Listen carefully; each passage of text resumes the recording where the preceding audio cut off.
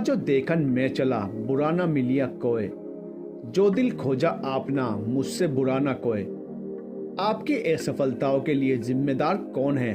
आपके माता पिता, जो चाहते तो हैं कि उनके बच्चे खूब नाम रोशन करें, खूब आगे बढ़ें, लेकिन वही माता पिता ये कभी नहीं चाहते कि उनके बच्चे रिस्क लें, कुछ ऐसा कर दिखाएं जो पूरी इस दुनिया में किसी ने नहीं किया हो। भारतीय माता पिता तो यही चाहते हैं कि उनके बच्चे दिन भर घर के अंदर ही रहें और कुछ ऐसा काम भी कर जाएं जिससे कि पूरी दुनिया में उनका नाम हो। या फिर हमारा एजुकेशन सिस्टम, जो कि लॉर्ड मैकाले ने 1835 में सिर्फ इसलिए बनवाया था ताकि वो हमें मानसिक रूप से गुलाम बना सके, उसकी हर बात को वो हमसे फॉलो करवा सके और उसमें अपना कोई भी दिमाग न लगा पाए। और आज हो भी यही रहा है। जब भी हमें व्हाट्सएप पर कोई न्यूज़ आती है, चाहे वो फेक हो या हम अपना दिमाग लगाए बिना सोचे समझे उसे फॉरवर्ड करने लग जाते हैं, क्योंकि हमें एजुकेशन सिस्टम ने सेल्फ अवेयरनेस जैसी कोई चीज़ सिखाई ही नहीं है। हमारा एजुकेशन सिस्टम तो हमें इतिहास रटना सिखाता है, ना कि इतिहास रचना। और सबसे बड़े दुख की बात तो ये है कि हम जिस एजुकेशन सिस्टम में पढ़ते हैं, हर दिन जहां जाते हैं वहीं पर हमारा राष्ट्रगान, जो कि जन गण मन अधिनायक जय है, हम उसे गाते तो हैं, लेकिन कई भारतीयों को उसके मायने ही नहीं पता। या फिर जिम्मेदार हैं हमारी सरकार, जहां यदि एक युवा सरकारी नौकरी पाने के लिए निकलता है तो उसे एक नौकरी को पाने के लिए उसके अपने जैसे लाखों युवाओं के साथ प्रतिस्पर्धा करनी पड़ती है। चलिए मान लेते हैं ये सब आपकी असफलता के लिए जिम्मेदार हैं, लेकिन कई सालों से इन्हें जिम्मेदार ठहराने के बाद भी क्या आप सफल हो पाए? नहीं, बिल्कुल नहीं, और हो भी नहीं पाएंगे। एक 15 से लेकर 30 साल तक का युवा ऐसी कौन सी गलतियां कर रहा है जिसके कारण भारत की आज़ादी के 75 साल बाद भी हमारा युवा सफल नहीं हो पा रहा है? जब तक आप अपनी कमियों को नहीं पहचानेंगे और उन्हें नहीं सुधारेंगे, तब तक आप जीवन में आगे नहीं बढ़ सकते हैं। तो ऐसी कौन कौन सी कमियां हैं जो आपको आज से ही सुधारनी हैं और जिन्हें सुधार कर आपको जीवन में आगे बढ़ना है? टेक्नोलॉजी का गलत प्रयोग पहली चीज जो आपके जीवन को बर्बाद कर रही है। आज कोई भी इंसान अपनी पत्नी, अपने बच्चों, अपने माता पिता से भी ज्यादा समय अपने फोन के साथ गुजारता है। चाहे काम हो या ना हो, वो दिन भर अपने फोन को देखता रहता है। ऐसा क्या है इस फोन में? हर इंसान के फोन में 5 से 6 ऐसे एप्लीकेशन होते हैं जिनमें वो दिन भर लगा होता है। हर कुछ देर बाद उन्हें वो खोलता है, फिर बंद करता है, खोलता है, फिर बंद करता है। उसे ये बात बहुत अच्छे से पता है कि इससे उसका बहुत सारा समय बर्बाद हो रहा है, लेकिन उसके बाद भी वो ये करता रहता है।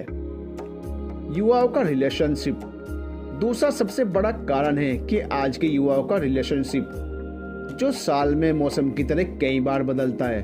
पहले ये परेशान रहते हैं कि हमारी जिंदगी में कोई नहीं है, जब कोई आ जाता है तब परेशान रहते हैं कि ये आया क्यों, और जब वो उसे छोड़कर चला जाता है तो फिर परेशान रहते हैं कि इसने हमें धोखा दिया। और इसी धोखे से उबरने के लिए वो अपने जीवन के कई सारे सालों को बर्बाद कर देते हैं। बाबू जान सोना करने के चक्कर में वो ये भूल जाते हैं कि उनकी जिंदगी में इससे भी ज्यादा कुछ महत्वपूर्ण है। पहले वो एक दूसरे से वादा करते हैं कि एक दूसरे के साथ रहेंगे, लेकिन फिर वो ना दोनों एक दूसरे के साथ रहते हैं और ना ही ये समय उनके साथ रहता है। इनोवेशन का ना होना तीसरा सबसे महत्वपूर्ण कारण है कि हमारी सोच में इनोवेशन का ना होना।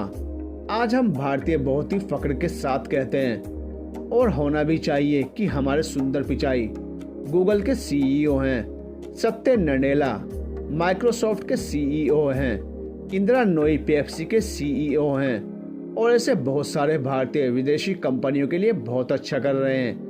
लेकिन आज हमें और हमारे देश को इस बात की ज़रूरत है कि हम ऐसी कंपनियों में नौकरी करने के बजाय ऐसी कंपनियां खुद खड़ी करें।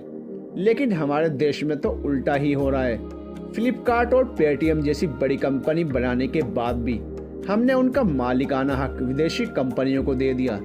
यदि हम ध्यान लगाएं कि बड़ा नौकर बनने से अच्छा है कि हम छोटा मालिक बन जाएं, तो हम अपने लिए और अपने देश के लिए बहुत कुछ अच्छा कर पाएंगे। खुद की गलतियों को जानने के बाद भी तब तक काम नहीं बनेगा जब तक हम उन गलतियों को सुधार नहीं लेते। कुछ करके दिखाने का भरोसा रखें। मेरी ये बात हमेशा याद रखना कि इस दुनिया को सुनाई कम और दिखाई ज्यादा देता है, इसलिए आप बोलने की अपेक्षा करके दिखाने में भरोसा रखें। कई बार आप अपने फैमिली पर गुस्सा हो जाते हैं कि वो आपकी बात नहीं मानते। क्यों माने? सालों से आप सिर्फ बोलते तो आ रहे हैं कि मैं ये कर डालूंगा, वो कर डालूंगा, लेकिन आपने उन्हें करके नहीं दिखाया। जिस दिन आप उन्हें करके दिखा देंगे, सिर्फ फैमिली नहीं पूरी दुनिया आपकी बात मानेगी। खुद के साथ एक्सपेरिमेंट करें। आपको अपने साथ एक्सपेरिमेंट करना होगा।